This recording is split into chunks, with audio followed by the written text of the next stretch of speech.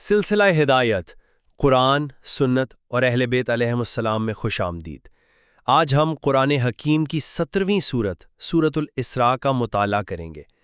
یہ ایک مکی سورت ہے جس کی 111 آیات ہیں اور اسے سورت بنی اسرائیل بھی کہا جاتا ہے۔ جی، اور اس صورت میں جو واقعات اور تصورات بیان ہوئے ہیں وہ تو اسلامی فکر کی آپ کہہ لیں بنیاد تشکیل دیتے ہیں۔ بالکل، اور آج ہمارا مباحثہ اسی سورت کے 2 بنیادی ستونوں پر ہوگا۔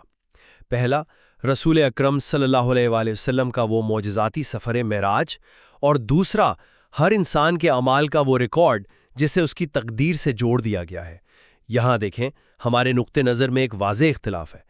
میں یہ موقف پیش کروں گا کہ معراج ایک حقیقی، جسمانی اور روحانی سفر تھا، اور اعمال نامہ بھی ایک ٹھوس حقیقت ہے جسے قیامت کے دن پیش کیا جائے گا۔ جبکہ میں یہ دلیل دوں گی کہ ان واقعات کو محض طبی اور لغوی معنی میں محدود کرنا ایک طرح سے ان کی اصل روحانی اور علامتی گہرائی کو نظر انداز کرنے کے مترادف ہے۔ میرے نزدیک یہ تصورات انسانی شعور اور نفسیاتی حقیقتوں کی عکاسی کرتے ہیں جن کی طاقت ان کے ظاہری مفہوم سے کہیں زیادہ ہے۔ تو آئیے اس مباحثے کا آغاز سورت کی پہلی آیت سے کرتے ہیں، جہاں سے یہ ساری گفتگو جنم لیتی ہے۔ سبحان الذی اسری بعبدہ لیلا من المسجد الحرام الی المسجد الاقصی الذی بارکنا حولہ لنریہ من آیاتنا انہ هو السمیع البصیر۔ پاک ہے وہ ذات جو اپنے بندے کو راتوں رات مسجد الحرام سے مسجد اقصیٰ تک لے گئی، جس کے ماحول کو ہم نے بابرکت بنایا ہے تاکہ ہم اسے اپنی کچھ نشانیاں دکھائیں۔ بے شک وہ خوب سننے والا، دیکھنے والا ہے۔ یہاں لفظ اسراء کا مطلب ہے رات کا سفر، جو اس زمانے کے حالات میں مادی طور پر ناممکن تھا۔ آیت میں بعبدہ یعنی اپنے بندے کے ساتھ کا لفظ کلیدی ہے۔ عبد یعنی بندہ، وہ تو روح اور جسم کے مجموعے کا نام ہے۔ اگر یہ صرف روحانی سفر یا کوئی خواب ہوتا تو شاید بے روح عبد ہی یعنی اپنے بندے کی روح کے ساتھ کہا جاتا۔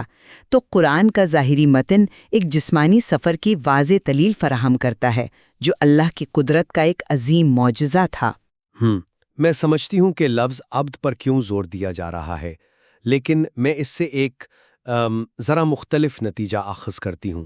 آیت کا مرکزی نقطہ سفر کی نوعیت بیان کرنا نہیں، بلکہ اس کا مقصد بیان کرنا ہے، جو کہ ہے لِنُرِیَہُ مِنْ آیاتنا، یعنی تاکہ ہم اسے اپنی کچھ نشانیاں دکھائیں۔ اب سوال یہ ہے کہ خدا کی عظیم ترین نشانیاں کیا مادی آنکھوں سے دیکھی جاتی ہیں یا قلب اور روح کی بصیرت سے؟ میرا موقف یہ ہے کہ اس واقعے کو طبیعت کے قوانین سے ٹکرانے والی ایک جسمانی سیر پر مرکز کر دینا ہمیں اس کے اصل معجزے سے غافل کر دیتا ہے، جو کہ نبی اکرم صلی اللہ علیہ وآلہ وسلم کے شعور کا وہ بے مثال عروج تھا، جہاں انہوں نے کائنات کی وہ حقیقتیں دیکھیں جو عام انسانی تجربے سے ماورا ہیں۔ یہ ایک دلچسپ نکتہ ہے، مگر آپ جسے طبیعیات سے ٹکرانا کہہ رہی ہیں، وہی تو معجزے کی تعریف ہے۔ معجزہ تو ہوتا ہی وہ ہے جو عام قوانین کو توڑے تاکہ خدا کی لامحدود قدرت ثابت ہو۔ اگر ہم اسے صرف ایک روحانی تجربے تک محدود کر دیں تو اس کی وہ معجزاتی حیثیت وہ کم ہو جاتی ہے۔ یہ کہنا کہ یہ خواب تھا یا محض روحانی مکاشفہ، جیسا کہ بعض روایات میں بھی کہا گیا ہے، جنہیں اکثر مفسرین سیاسی محرکات کا نتیجہ سمجھتے ہیں، یہ تو اس واقعے کی عظمت کو گھٹانے کے مترادف ہے جس کا ذکر اللہ تعالیٰ نے اتنے اہتمام سے کیا ہے۔ میں اسے عظمت گھٹانا نہیں کہوں گی، بلکہ اس کی سمت تبدیل کرنا سمجھتی ہوں۔ کیا یہ زیادہ عظیم معجزہ نہیں کہ ایک انسان کا باطن اتنا وسیع اور پاکیزہ ہو جائے کہ وہ مادی جسم کی قید سے آزاد ہو کر الہی حقائق کا مشاہدہ کر سکے؟ دیکھیں، تفسیر میں بھی یہ واضح کیا گیا ہے کہ سفر کا مقصد خدا کو دیکھنا نہیں تھا، جو کہ توحید کے خلاف ہے، بلکہ اس کی نشانیاں دیکھنا تھا۔ یہ تفریق خود اس بات کی دلیل ہے کہ یہ مشاہدہ حواس خمسہ سے بالاتر کسی اور ایک روحانی سطح پر ہو رہا ہے۔ جسمانی سفر پر اصرار کئی ایسے سوالات کو جنم دیتا ہے جن کا تعلق طبیعت سے ہے، جبکہ روحانی سفر پر توجہ ہمیں خود شناسی اور معرفت کے سوالات کی طرف لے جاتی ہے۔ لیکن ان دونوں میں تضاد تو لازمی نہیں ہے۔ یہ سفر جسم اور روح دونوں کے ساتھ تھا، جہاں طبعی قوانین معطل ہو گئے اور روح کو وہ مشاہدات کروائے گئے جو اس کے شایان شان تھے۔ دیکھیں، معراج سے متعلق روایات کی جو درجہ بندی ہے وہ بھی اسی طرف اشارہ کرتی ہے۔ متواتر روایات اصل واقعے کو ثابت کرتی ہیں، پھر کچھ روایات ہیں جو عقلی طور پر قابل قبول مشاہدات کا ذکر کرتی ہیں، جیسے آسمانوں کی وسعت کا ذکر۔ کچھ کی توجیہ کی جا سکتی ہے، جیسے جنت و دوزخ کا دیکھنا۔ ہو سکتا ہے کہ وہ دراصل اہل جنت و دوزخ کی صفات کا مشاہدہ ہو، اور ظاہر ہے کچھ صریحاً جعلی ہیں، جیسے خدا کے پاس بیٹھنے کی بات۔ تو علمی نقطہ نظر یہی ہے کہ یہ ایک ایسا سفر تھا جس نے ایمان بالغیب کو ایمان بالشہود کی منزل تک پہنچا دیا، اور اس کے لیے جسمانی موجودگی ضروری تھی تاکہ یہ واقعہ انسانی تاریخ کا ایک ٹھوس حوالہ بن سکے۔ یہ درجہ بندی خود ایک تشریح ہے۔ کون طے کرتا ہے کہ کون سی روایت جعلی ہے اور کون سی قابل توجیہ؟ کیا یہ ممکن نہیں کہ جن روایات کو بعد کے علماء نے اپنے منطقی فریم ورک میں فٹ نہ ہونے کی وجہ سے مسترد کر دیا، وہ دراصل اس تجربے کی گہری، ذاتی اور روحانی نوعیت کو بیان کر رہی تھیں؟ میرے خیال میں یہ جسمانی اور روحانی کی بحث ہمیں اصل پیغام سے، جو انسان کے روحانی عروج کے امکانات کو ظاہر کرتا ہے، اس سے دور لے جاتی ہے۔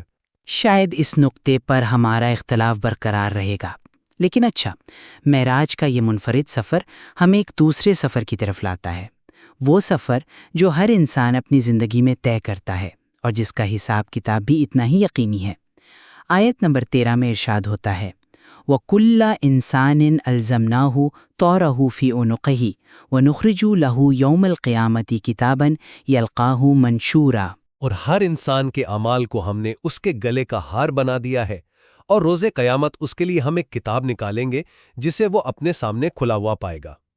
یہاں یہ لفظ طائر یعنی پرندہ، جسے عرب شگون کے لیے استعمال کرتے تھے، قرآن نے اسے انسان کے عمل اور تقدیر کے معنی دے دیے، یعنی کہ انسان کا ہر عمل اس کی ذات سے ایسے جڑا ہے جیسے گلے کا ہار، اور قیامت کے دن یہی اعمال ایک کھلی کتاب کی شکل میں اس کے سامنے ہوں گے۔ یہ ایک حقیقی موروثی ریکارڈ ہوگا جو اس کے ہر عمل کا احاطہ کرے گا۔ جی، یہ آیت بلا شبہ انفرادی ذمہ داری کے تصور کی بنیاد ہے، لیکن میں کتاب کے لفظ کو لغوی سے زیادہ علامتی سمجھتی ہوں۔ یہ کہنا کہ ہم نے اس کے اعمال کو اس کے گلے کا ہار بنا دیا، یہ ایک انتہائی گہری نفسیاتی حقیقت کی طرف اشارہ ہے۔ یہ ہار کوئی خارجی چیز نہیں، بلکہ ہمارے اعمال کے وہ اثرات ہیں جو ہماری روح، ہمارے کردار اور ہماری شخصیت پر جو ہیں ثبت ہو جاتے ہیں۔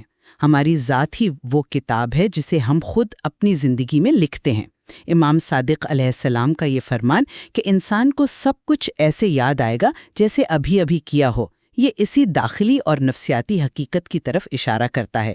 تو یہ ایک خارجی ریکارڈ سے زیادہ خود آگاہی کا ایک لمحہ ہوگا۔ صحیح، میں اس بات سے اتفاق کرتا ہوں کہ ہمارے اعمال ہماری روح پر اثر انداز ہوتے ہیں، لیکن قرآن کا بیان اس سے آگے جاتا ہے۔ وَنُخْرِجُ لَهُ، یعنی ہم اس کے لیے نکالیں گے، یہ ایک موضوعی عمل کی طرف اشارہ ہے۔ اور کتاباً یلقاہ منشورا، یعنی ایک کتاب جسے وہ کھلا پائے گا، یہ زبان محض ایک نفسیاتی کیفیت کی نہیں بلکہ ایک ٹھوس ثبوت کی ہے۔ اس موضوعیت یعنی آبجیکٹیوٹی کی ضرورت اس لیے ہے تاکہ انصاف کے تقاضے پورے ہوں۔ اگر معاملہ صرف ذاتی احساس یا یادداشت کا ہو تو اس میں غلطی کا امکان رہتا ہے، لیکن ایک الہی ریکارڈ کامل اور غیر جانبدار انصاف کو یقینی بناتا ہے، جس کا ذکر اگلی ہی آیات میں ہے کہ کوئی کسی دوسرے کا بوجھ نہیں اٹھائے گا۔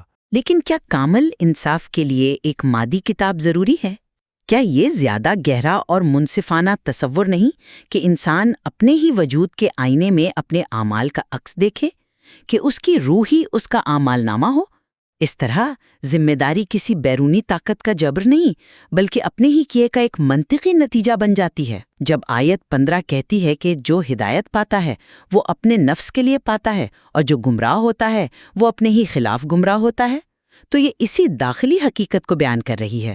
ہدایت روح کو روشن کرتی ہے اور گمراہی اسے تاریک۔ یہی تو اصل جزا و سزا ہے۔ کتاب اس داخلی کیفیت کا خارجی ظہور ہو سکتی ہے، لیکن اصل حقیقت تو اندر کی تبدیلی ہے۔ آپ داخلی تبدیلی پر زور دے رہی ہیں جو کہ اہم ہے، لیکن آیت کا آخری حصہ وَمَا كُنَّا مُعَذِّبِينَ حَتَّى نَبْعَثَ رَسُولًا، یعنی اور جب تک ہم کسی رسول کو مبعوث نہ کریں عذاب دینے والے نہیں ہیں، یہ اس معاملے کو داخلی احساسات سے نکال کر ایک قانونی اور موضوعی اصول پر قائم کرتا ہے۔ یہ اتمام حجت کا اصول ہے۔ ذمہ داری اور عذاب کا تعلق علم اور آگاہی سے ہے۔ جب تک اللہ کی طرف سے پیغام واضح طور پر نہ پہنچ جائے، سزا نہیں دی جاتی۔ یہ اصول ظاہر کرتا ہے کہ معاملہ صرف نفسیاتی کیفیت کا نہیں، بلکہ ایک واضح پیغام کو قبول یا رد کرنے کے فیصلے کا ہے، جس کا ایک موضوعی ریکارڈ ہونا انصاف کے لیے لازمی ہے۔ میں بھی اتمام حجت کے اصول کو تسلیم کرتی ہوں، لیکن اس کا اطلاق بھی تو داخلی سطح پر ہوتا ہے۔ رسول کا آنا صرف ایک خارجی واقعہ نہیں ہے، بلکہ یہ انسان کے ضمیر اور عقل کو بیدار کرنے کا ایک عمل ہے۔ جب سچائی انسان پر واضح ہو جاتی ہے، تبھی تو اس کی ذمہ داری شروع ہوتی ہے۔ تو یہ اصول بھی میرے نقطۂ نظر کو تقویت دیتا ہے کہ اصل میدان انسان کا باطن ہے، اور عذاب بھی، وہ بھی شاید کسی بیرونی سزا سے زیادہ اس ضمیر کے ملامت اور اپنے ہی تباہ کردہ روحانیت کا سامنا کرنے کا نام ہو۔ یہ ایک ایسی حقیقت ہے جو کسی بھی خارجی سزا سے زیادہ تکلیف دہ ہو سکتی ہے۔ تو خلاصہ یہ ہے کہ میرے نزدیک سورۃ الاسراء کی یہ دونوں موضوعات، معراج اور اعمال نامہ، خدا کی قدرت اور اس کے کامل عدل کے ٹھوس، موضوعی اور معجزاتی مظاہر ہیں۔ معراج ایک حقیقی جسمانی اور روحانی سفر تھا جو انسانیت کے لیے ایک تاریخی حوالہ ہے، اور اعمال نامہ ایک حقیقی ریکارڈ ہے جو قیامت کے دن انصاف کی بنیاد بنے گا۔ اور میرے نزدیک یہ دونوں تصورات انسانی وجود کی گہری روحانی اور نفسیاتی حقیقتوں کی عکاسی کرتے ہیں۔ معراج انسانی شعور کے عروج کی علامت ہے، اور اعمال نامہ اس حقیقت کی کہ ہمارے انتخاب ہی ہماری تقدیر لکھتے ہیں، اور ہمارا باطن ہی ہماری اصل کتاب ہے۔ یہ تشریح میرے خیال میں ان تصورات کو ہر دور کے انسان کے لیے زیادہ ذاتی اور متعلق بناتی ہے۔ بلا شبہ یہ دونوں نقطہ نظر اس صورت کی گہرائی کو ظاہر کرتے ہیں۔ ایک طرف کائنات پر محیط الہی قدرت کا بیان ہے، اور دوسری طرف انسان کے اپنے نفس کی گہرائیوں میں پوشیدہ ذمہ داری کا احساس۔ سورۃ الاسراء کے یہ نکات ہمیں ان دونوں سفروں پر غور کرنے کی دعوت دیتے ہیں، ایک وہ جو آسمانوں پر طے ہوا، اور دوسرا وہ جو ہم ہر روز اپنی روح کے اندر طے کرتے ہیں۔